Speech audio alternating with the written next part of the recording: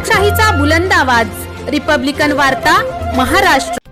फुलंब्रीत क्रांतीसूर्य महात्मा ज्योतिबा फुले यांची जयंती साजरी। नगरपंचायत कार्यालय येथे क्रांतीज्योती महात्मा फुलेंची 197वी जयंती साजरी। फुलंब्री येथे क्रांतीसूर्य महात्मा ज्योतिबा फुले यांच्या 197व्या जयंतीनिमित्त विनम्र अभिवादन करण्यात आले।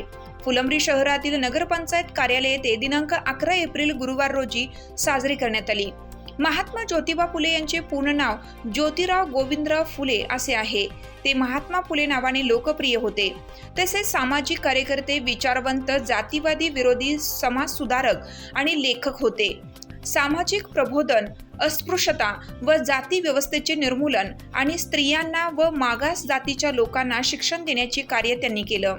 त्यांचा जन्म दिनांक 11 एप्रिल 1827 रोजी कटगुण, सातारा येथे झाला। त्यांच्या वडिलांचे नाव गोविंदराव शेरीबा फुले तर आईचं नाव चिमणाबाई फुले हे होतं।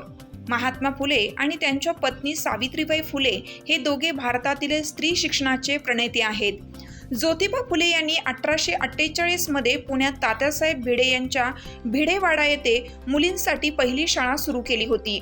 त्यांना 1888 मध्ये महाराष्ट्रीय सामाजिक कार्यकर्ते विठ्ठलराव कृष्णाजी वंडेकर यांनी सन्माननीय महात्मा पदवी प्रदान केली होती। शेतकऱ्यांचे आसूड हा महात्मा फुले यांचा प्रसिद्ध ग्रंथ आहे।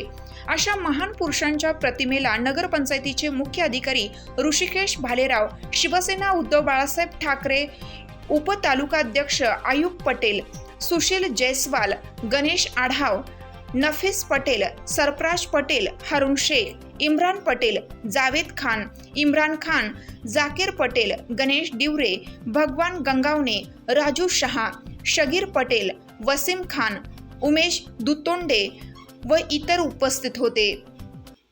रिपब्लिकन वार्ता महाराष्ट्र वृत्तवाहिनीसाठी फुलंब्री औरंगाबाद प्रतिनिधी अकबर शहा।